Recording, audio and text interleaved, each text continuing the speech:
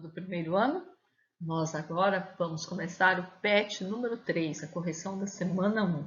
Essa semana vocês viram estudar trabalho de uma força. Vamos lá então?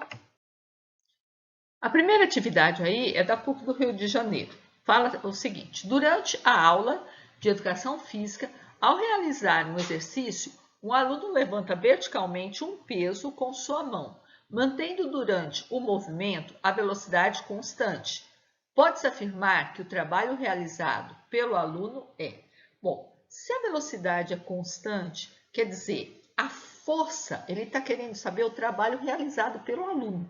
Então, esse aluno, se a velocidade é constante, quer dizer que a força que ele está fazendo aqui para cima tem a mesma intensidade do peso que é vertical e para baixo. Se ele está levantando, então essa força que ele está fazendo é na mesma direção e no mesmo sentido do deslocamento. Então, muito importante ser constante, né? Porque a gente sabe que o que não está tendo uma variação aí com o peso, eu não vou considerar, eu quero a força que o rapaz está fazendo. Então, aqui, ó, esse trabalho vai ser positivo. Por quê? Porque a força está na mesma direção e no mesmo sentido do deslocamento. O trabalho é positivo. Se eu fosse calcular, eu ia fazer o quê? Força vezes a distância, a altura que ele levanta.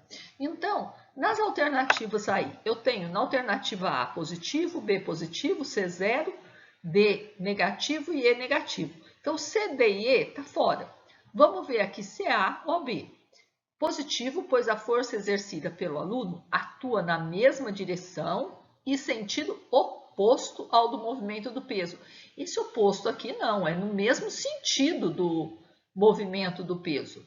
O peso não está subindo, a força que ele está fazendo também é para cima.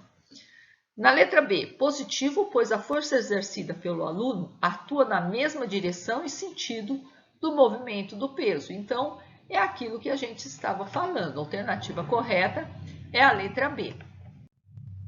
Na 2, é uma questão da UFMG. Ela fala: um bloco movimenta-se sobre uma superfície horizontal da esquerda para a direita sobre a ação das forças mostradas na figura. Afirma-se que... Então, aqui eu tenho esse bloco andando nesse sentido da setinha preta. E aqui tem todas as forças que atuam no bloco. Então, a gente sabe que força perpendicular, só a componente da força na direção do deslocamento é que vai realizar trabalho. Então, no caso, o peso e a normal, eles não realizam trabalho, porque não tem deslocamento vertical, só deslocamento horizontal. Então, o trabalho da normal e do peso é zero, porque elas são perpendiculares à direção do deslocamento. Agora, a força F, ela está na mesma direção do deslocamento. Então, o trabalho que a força F realiza é um trabalho positivo, porque ela está na mesma direção.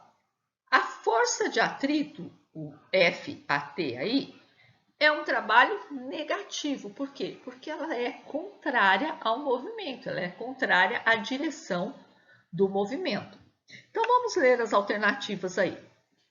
Apenas as forças normal e peso realizam trabalho? Não, apenas elas não realizam trabalho, né?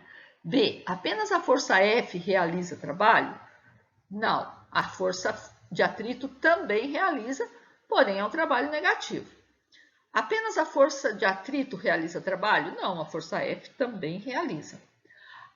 Apenas as forças F e força de atrito realizam trabalho? Sim, apenas essas duas. E na E, todas as forças realizam trabalho? Não, nem todas. Normal e o peso, não. Então, a gente ficou com a alternativa D. Na 3, da Universidade Federal da Bahia, adaptada, fala que uma força horizontal constante de intensidade 20 newtons, então, essa força aqui, ó, que já está indicada na figura de 20 newtons, é aplicada a um carrinho de madeira de massa igual a 2 kg. Então, vamos tirar o dado aí, a massa é 2 kg.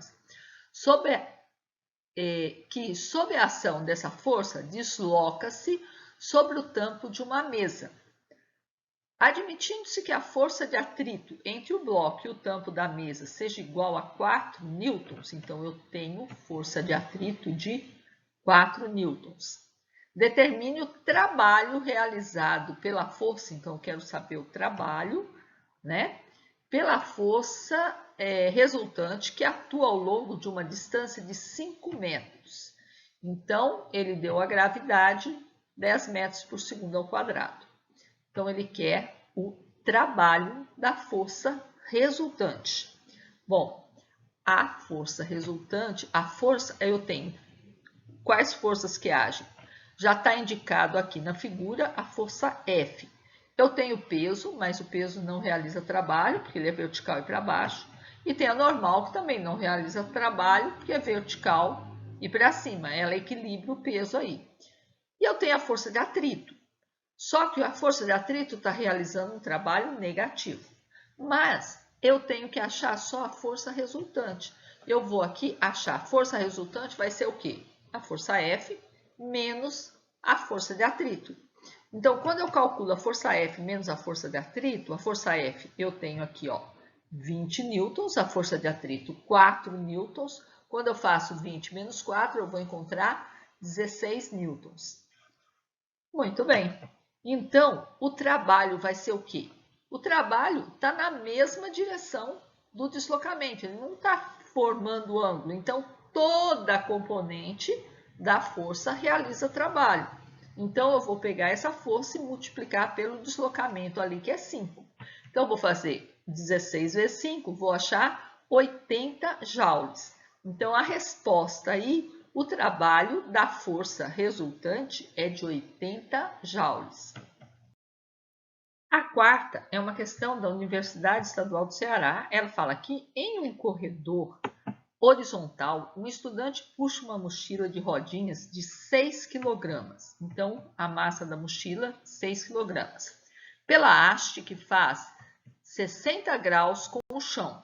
Então, o chão, o ângulo que a haste faz com o chão, né? Então, se eu colocar uma paralela ao chão, essa haste forma um ângulo de 60 graus. A força aplicada pelo estudante, então aqui, ó, a força inclinada aqui, ó, essa força aplicada pelo estudante é a mesma necessária para levantar um peso de 1,5 kg. Então, a força é igual ao peso de massa desse peso, 1,5 kg, com velocidade constante. Considere a aceleração da gravidade igual a 10 metros por segundo ao quadrado, então me deu a aceleração da gravidade, e ele quer o trabalho em joules realizado para puxar a mochila por uma distância de 30 metros. Então, gente, primeiro eu vou calcular essa força aí. O peso é massa vezes gravidade.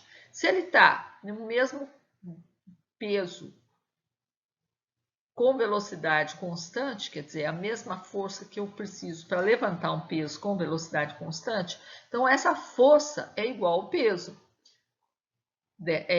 O peso eu calculo usando massa vezes gravidade, então eu tenho a massa desse peso e a gravidade. Eu vou fazer 1,5 vezes 10, vou achar que essa força, então, é de 15 newtons. Agora, trabalho. Trabalho vai ser força vezes distância. Só que não é toda a força, é só a componente da força na direção do deslocamento.